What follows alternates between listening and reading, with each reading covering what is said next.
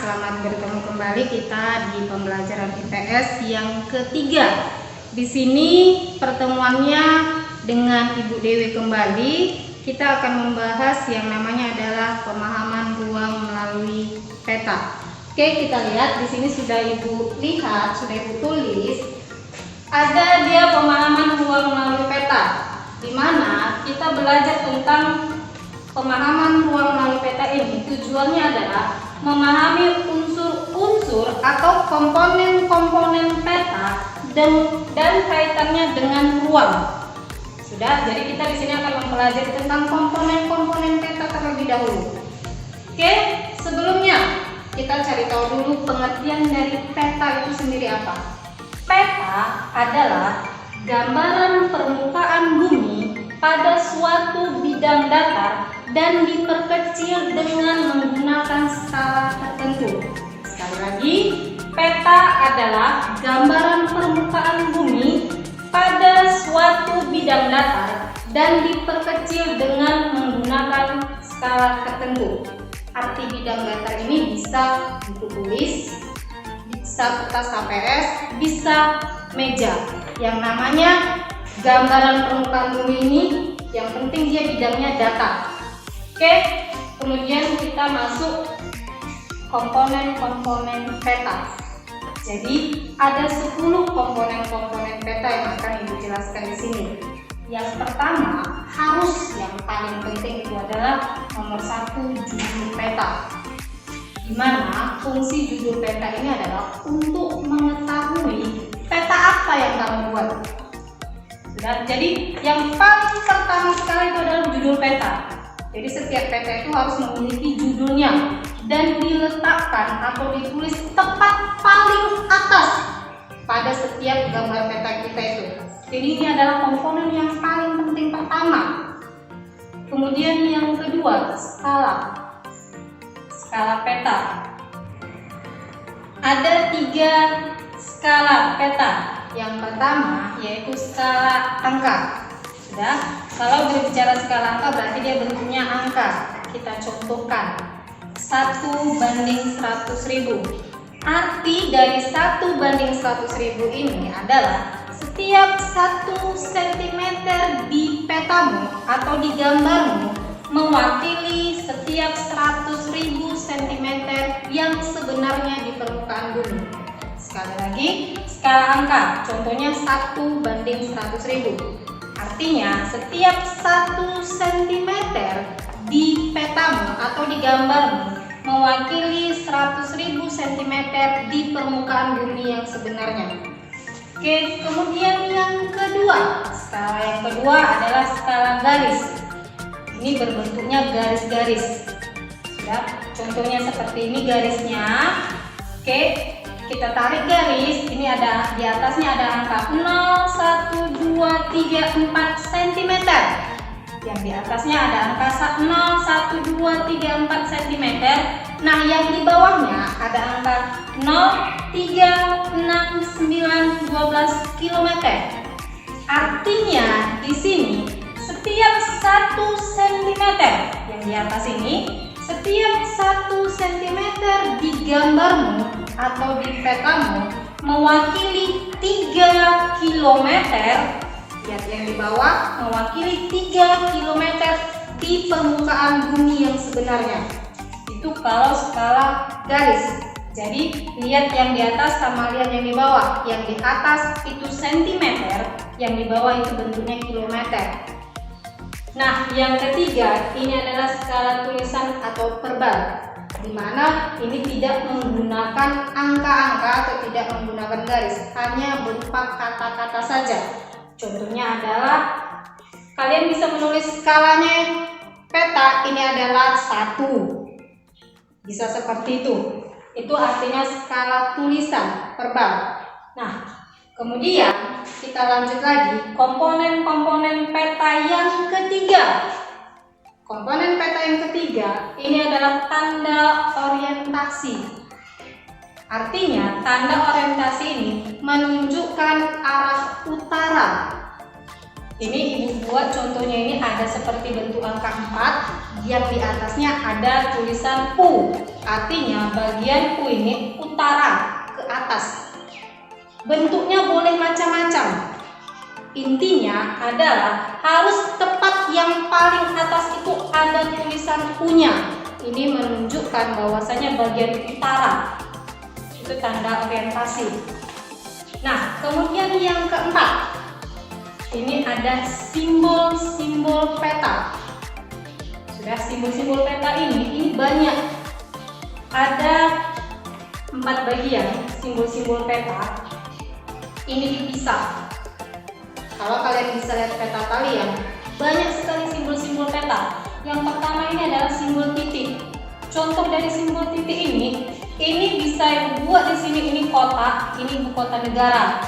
Kemudian ada seperti segitiga, ini gunung. Yang namanya tentang kota-kota di petamu, setiap kota, mau kota kecamatan, ibu kota negara, ibu kota provinsi, gambar-gambar gunung, ini adalah simbol-simbol titik. Sudah, itu adalah simbol titik. Nah, simbol yang kedua adalah simbol garis. Simbol garis, kalau yang sudah dikatakan garis bentuknya, dia seperti garis-garis saja. Ini bisa menunjukkan sungai. Ini ada seperti ibu buat, seperti ini. Nah, ini kalau hanya lurus saja, dia bisa menunjukkan jalan. Kemudian bisa juga menunjukkan batas wilayah, batas negara, batas provinsi. Itu artinya simbol garis. Jadi kalau nanti di petamu, kamu bisa buka peta Sumatera, Pulau Sumatera. Nah, antara Banda Aceh, antara provinsi Aceh sama provinsi Sumatera Utara, itu kalau ada garisnya, perbatasannya antara provinsi Aceh sama provinsi Sumatera Utara, itulah yang namanya simbol garis. Yang kedua, simbol area.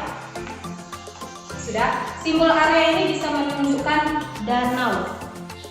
Sudah, kalau di buku kalian itu ada, nanti lihatlah peta Sumatera Utara. Nah, kalian lihat itu ada Danau Toba, menunjukkan Danau Toba itu ada nanti di keterangannya itu bentuknya bulat. Nah, itu menunjukkan simbol danau, itu area. Artinya danau ini merupakan area.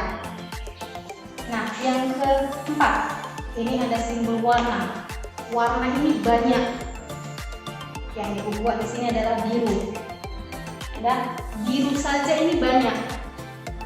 Dan ada biru muda sampai biru yang paling tua. Jadi biru ini menunjukkan adalah air di petamu.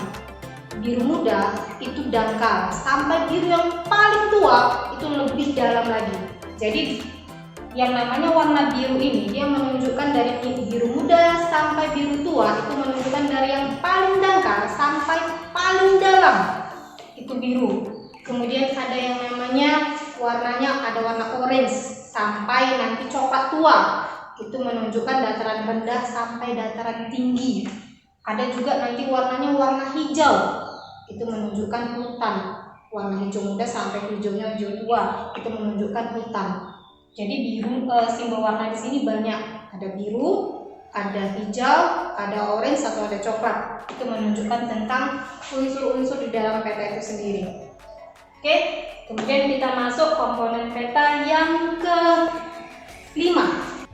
Oke, kita masuk komponen peta yang ke-5. Ini ada yang namanya garis koordinat. Apa itu garis koordinat? Garis koordinat itu adalah garis khayal bumi pada peta dalam bentuk garis lintang dan garis bujur. Maksudnya apa ini garis khayal? Garis khayal ini maksudnya namanya menghayal yang sebenarnya tidak ada. Jadi kalau kalian ke antariksa melihat bumi ini yang sebenarnya nggak ada ini garis koordinat ini, karena dia khayalan, hanya dalam bayangan. Tapi garis khayal ini atau garis koordinat ini penting, yaitu garis koordinat ini garis lintang dan garis bujur. Ini sangat penting. Walaupun tidak ada di bumi yang sebenarnya, tapi garis koordinat, yaitu garis lintang dan garis bujur ini penting bagi kita manusia. Kenapa ibu bilang penting?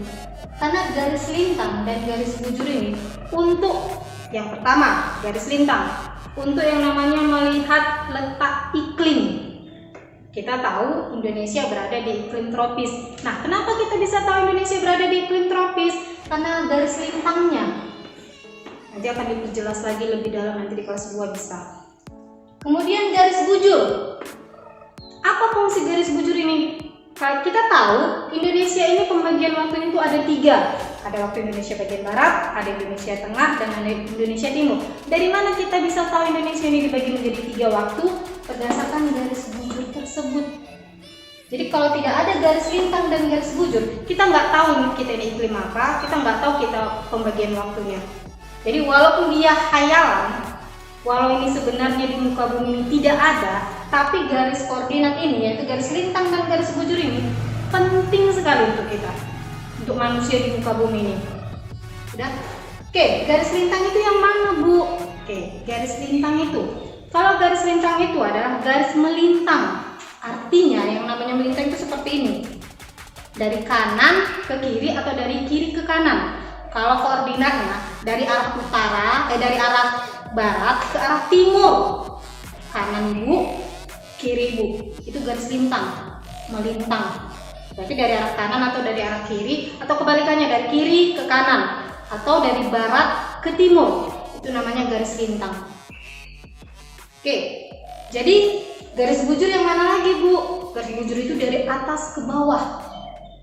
Jadi dari atas ke bawah atau dari utara ke selatan. Itu garis bujur. Oke, itu garis lintang dan garis bujur. Oke, itu adalah garis koordinat. Oke. Nah, kemudian yang ke-6, inset peta. Oke, apa ini inset peta? Sebenarnya ini di dalam peta bisa ada, bisa juga tidak ada. Sudah, ini tergantung peta kalian. Contohnya, peta Asia Tenggara. Sudah, peta Asia Tenggara. Kalau kita lihat peta Asia Tenggara itu ada 10 negara Asia Tenggara.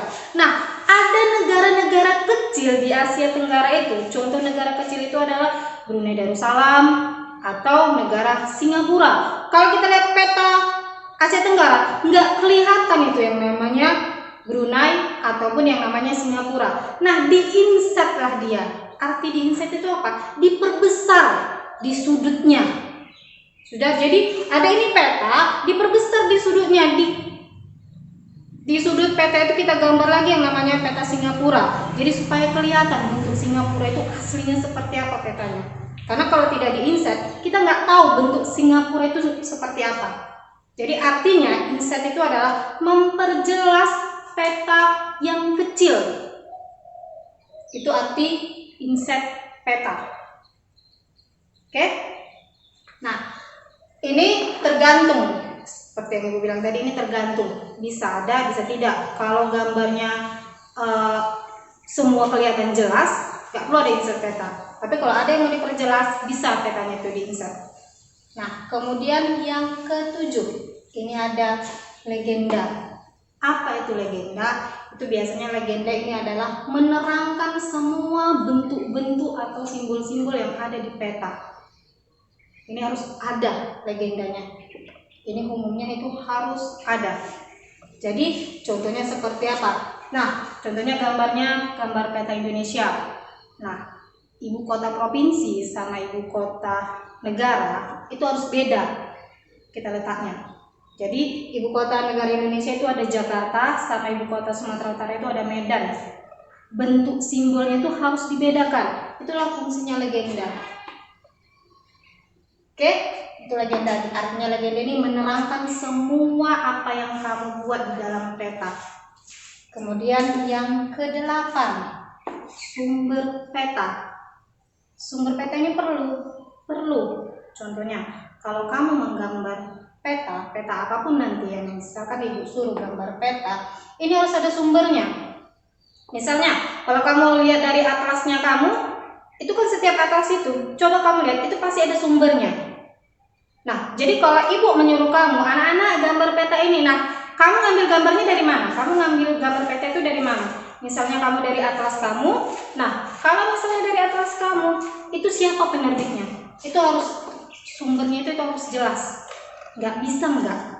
Jadi artinya gambar kamu itu bisa kamu pertanggungjawabkan, bukan hanya asal-asalan saja yang kamu gambar. Oke, kemudian yang terakhir, ini garis tepi. Garis tepi ini perlu Bu, perlu dan tidak perlu. Artinya apa? Garis tepi ini untuk mempercantik gambarmu. Tidak mungkin satu, misalnya dari HTS ini, dari ujung ke ujung kamu gambar semua. Itu harus ada seperti bingkai. Bisa dikatakan garis tepi ini seperti bingkai foto. Setiap foto kan ada bingkainya kan? Nah, inilah garis tepi fungsinya untuk memperindah gambar kita. Oke, nah yang terakhir komponen-komponen peta ini adalah lettering. Sudah, apa ini lettering? Lettering ini adalah semua bentuk-bentuk tulisan yang ada di peta, mulai dari nomor 1 tadi sampai yang nomor 8. Itu adalah lettering.